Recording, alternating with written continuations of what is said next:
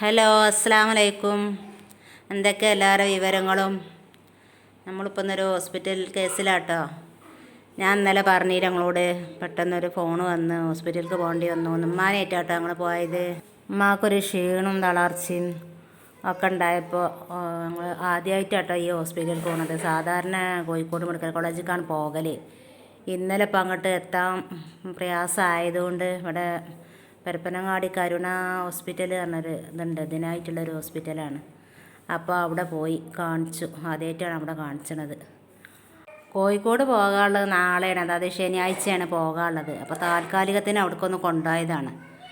അപ്പോൾ അവിടെ ചെന്നപ്പോഴും ഡോക്ടർ പറഞ്ഞത് കോഴിക്കോട്ടത്തെ ആ മരുന്ന് തന്നെയാണ് ഓര് തന്നത്. പക്ഷെ ഉമ്മാക്കൊരാശ്വാസത്തിന് വേണ്ടിയിട്ട് ഒരു വേദനക്കുള്ള മരുന്നൊക്കെ ഗ്ലൂക്കോസ് ഒക്കെ മരുന്ന് കയറ്റിയിട്ടോ. അത് കയറ്റുമ്പോൾ തന്നെ അമ്മക്ക് കുറേ ഒരു ആശ്വാസമുണ്ട്, വയറിനൊക്കെ ഒരു ഇതുണ്ട് പറഞ്ഞു. അങ്ങനെ വൈകുന്നേരം 5 മണി ആയിക്കണു അവിടുന്ന് മരുന്നൊക്കെ കയറ്റി കഴിഞ്ഞപ്പോൾ. ഇനിയിപ്പോൾ കോഴിക്കോട്ടേക്ക് പോകണമെങ്കിൽ കുറേ പ്രയാസമല്ലേ, ക്ഷീണിച്ച് ഉമ്മാനായിട്ട് പോകാൻ വളരെ ബുദ്ധിമുട്ടാണ്. ഉമ്മാക്ക് ക്ഷീണമാണ്. അപ്പോൾ ഇനി ഇവിടെ കാണിച്ചാലോ എന്നുള്ളൊരു അഭിപ്രായത്തിലാണ്. ഏതാ തീരുമാനമായിട്ടില്ല. കോഴിക്കോട്ടത്തെ മരുന്ന് തന്നെയാണ് ഓല് ഇവിടെ കൊടുത്തേക്കണത്. പക്ഷെ ഇവിടെ പറഞ്ഞാൽ അതിനുള്ള ഇതൊന്നും ഇല്ല. ഡോക്ടർ പറഞ്ഞു ഇവിടെ പിന്നെന്താ ICU, പിന്നെ വെൻറ്റിലേറ്റ് അങ്ങനത്തെ പ്രയാസമാവുകയാണെങ്കിൽ അങ്ങനത്തതൊന്നും ഇവിടെ ഇല്ല കേട്ടോ, സൗകര്യങ്ങളില്ല. നിങ്ങൾ ഇഷ്ടമുള്ളിടത്ത് കാണിച്ചോളീന്ന് പറഞ്ഞു. അപ്പോൾ ഇനിയിപ്പോൾ എന്താ തീരുമാനിച്ചേക്കണമെന്ന് എല്ലാവരോടും എന്താ തീരുമാനമാക്കണമെന്ന് അറിയില്ല. അപ്പം ഇന്നലെ പിന്നെ രാവിലെ തന്നെ അങ്ങനെ പോയപ്പോൾ പിന്നെ തിരുമ്പലും പണികളൊന്നും കഴിഞ്ഞിട്ടില്ലേനു. പിന്നെ വന്നാരേട്ടോ തിരുമ്പാൻ നിൽക്കണമൊക്കെ. അന്നാന്ന് തിരുമ്പാൻ ഞാൻ പിന്നെ പിറ്റേന്ന് കഴിഞ്ഞേക്കാളും ഒരു ബുദ്ധിമുട്ടാവില്ലേ എന്ന് വിചാരിച്ചുകൊണ്ട് തിരുമ്പാൻ നിൽക്കണം. നേരം വൈകിയാലും വേണ്ടിയില്ല വിചാരിച്ചുകൊണ്ട് തിരുമ്പാൻ നിൽക്കുകയാണ്. ഒരുപാട് തിരുമ്പാനും ഉണ്ടല്ലോ. തിരുമ്പാനുള്ള വെള്ളമൊക്കെ കൊണ്ടിട്ട് വിചാരിച്ചിങ്ങനെ നിൽക്കുക.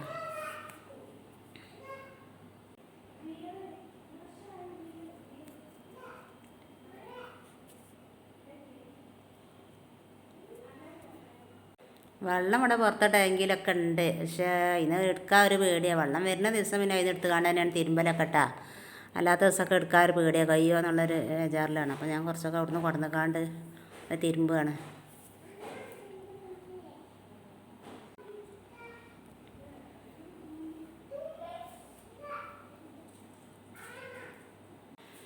ഇതൊക്കെ എല്ലാ കാര്യങ്ങളും നിങ്ങളോട് പരസ്യമായിട്ട് പറയുന്നുണ്ട്. നിങ്ങളെല്ലാവരും പ്രാർത്ഥന ഉണ്ടാവണമല്ലോ. കമൻറ്റ് കൂടിയൊക്കെ നിങ്ങളെല്ലാവരും പ്രാർത്ഥനയും കാണുന്നുണ്ട്. അൽഹംദുലില്ലാഹ്, വളരെ സന്തോഷമാണ്. ആരെങ്കിലും ഒരാളത് അള്ളാഹ് സ്വീകരിച്ചാൽ നമുക്കൊരാശ്വാസമാണല്ലോ.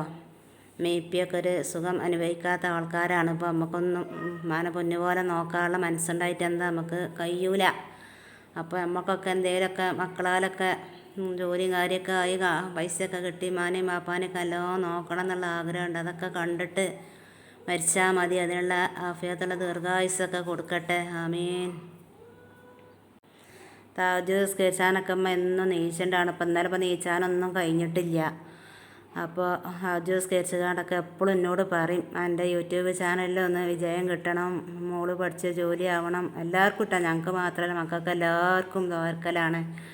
അപ്പോൾ ഞാൻ പറയലാണ്, യൂട്യൂബിൽ എന്തെങ്കിലും ഒരു വരുമാനം കിട്ടട്ടെ, കിട്ടിയിട്ട് വേണം നിങ്ങളെ നോക്കാൻ. അതിനാണ് നിങ്ങളെ ഫോട്ടോയും കാര്യമൊക്കെ എടുക്കണത്. ഇതിൽ കുറേ അങ്ങനെയൊക്കെ വീഡിയോസും ഇതൊക്കെ ചെന്നാലേ എന്തെങ്കിലും അക്കൗണ്ടിൽ കയറുള്ളൂ. അങ്ങനെ പറഞ്ഞാലേ പോൽക്ക് മനസ്സിലാവുള്ളൂ. അങ്ങനെ അക്കൗണ്ടിൽ എന്തെങ്കിലും കയറി കഴിഞ്ഞാൽ നിങ്ങൾക്ക് തരൂട്ടാ. അതിനാണ് ഞാൻ അങ്ങനെയൊക്കെ ചെയ്യണത്. അല്ലാതെ ഇപ്പോൾ കുഞ്ഞാണിക്ക് നിങ്ങൾക്കൊന്നും തരാൻ കഴിയണില്ലല്ലോ എന്നൊക്കെ ഇങ്ങനെ പറഞ്ഞ് അങ്ങോട്ട് ആശ്വസിപ്പിക്കലാണ്. അപ്പം ഇങ്ങനെ മോളി കേൾക്കും. ഭയങ്കര സങ്കടമുണ്ട്. ആരും നോക്കിയിട്ടല്ല കേട്ടോ, എല്ലാവരും എല്ലാവരുടെ കഴിവിനനുസരിച്ച് നോക്കുന്നുണ്ട്. നോക്കിയിട്ടില്ല, ഞങ്ങളൊരു പൂതി, ഞങ്ങൾക്ക് പണം കൊണ്ട് നോക്കാൻ കഴിഞ്ഞിട്ടില്ല. അപ്പം അങ്ങനെ ഒരു പൂതി പറയാമെന്ന് മാത്രം.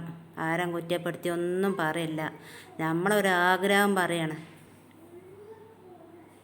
എന്നാലും ഇപ്പോൾ ഡോക്ടർ പറഞ്ഞത്, ഇപ്പോൾ ഇനിയിപ്പോൾ അവിടേക്കായാലും കരുണയ്ക്കായാലും മെഡിക്കൽ കോളേജിലേക്കായാലും നിങ്ങൾ ഉമ്മാനെ കൊണ്ടുവരണ്ട, ഉമ്മാൻ്റെ റിസൾട്ടോ ലിസ്റ്റൊക്കെ ആയിട്ട് വന്നാൽ മതി എന്നൊക്കെയാണ് പറഞ്ഞേക്കുന്നുണ്ട്.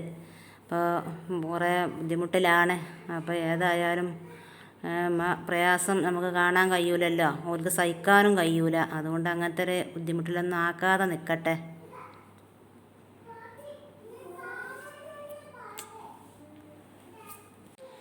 ഇപ്പാക്ക് അതിനെക്കാട്ടിയും വലിയ സങ്കടമാണ് ഉമ്മാക്കത്തെ ആയാൽ. ഉപ്പാക്ക് ആദ്യം തീരെയും വെജാത്ത്. ഇപ്പം അത് ഉമ്മാക്ക് ഇങ്ങനെ ഉണ്ടായപ്പോഴേ വലിയ ബേജാറാണ്. ഉമ്മാക്കത്തെ ആയാലും ഇപ്പാക്ക് വൈത്തല പോകാനൊക്കെ കജ്ജൂല്ല.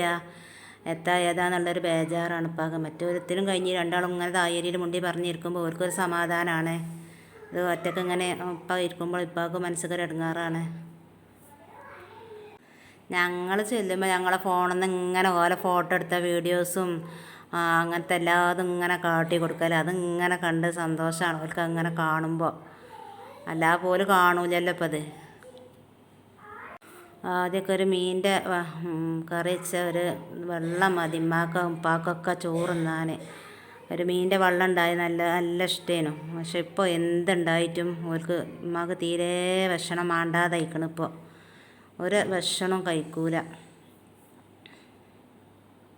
എന്നാലും ഒരു മുറിസാണ് കേട്ടാ. അങ്ങനെ ഇങ്ങനെ ഒന്നും കെടുക്കൂല. ഇക്കണ മാതിരി തായേരിയിൽ ഒടിമുടിയൊക്കെ അങ്ങനെ നീച്ചെടുക്കും. കിടന്നാൽ പറ്റ കിടപ്പിലാകുമോ എന്നുള്ളൊരു ബേജാറാണ്. അങ്ങനെ നീച്ചെടുക്കും. അതൊക്കെ കഴിഞ്ഞിട്ടാണെങ്കിൽ ഇപ്പോൾ മോള് ഇതാ പനിച്ച് കിടക്കുകയാണ്.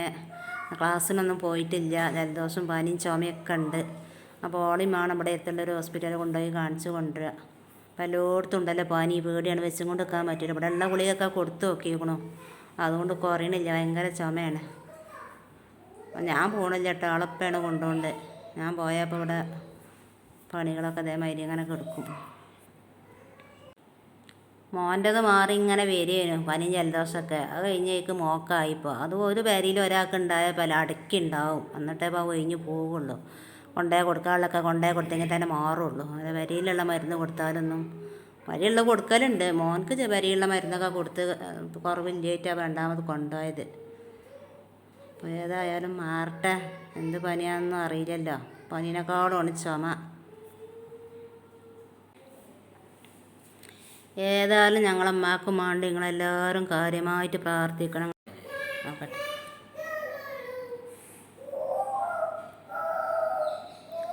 ഇന്നത്തെ വീഡിയോ എത്രയൊക്കെ തന്നെ ഉള്ളൂ കേട്ടോ. മോളായിട്ട് പോവുകയാണ്. പിന്നെ എല്ലാവർക്കും ഇഷ്ടപ്പെട്ടാൽ എല്ലാവരും ലൈക്ക് ചെയ്യുക, ഷെയർ ചെയ്യുക, കമൻറ്റ് ചെയ്യുക. എല്ലാവർക്കും അസ്സലാമു അലൈക്കും.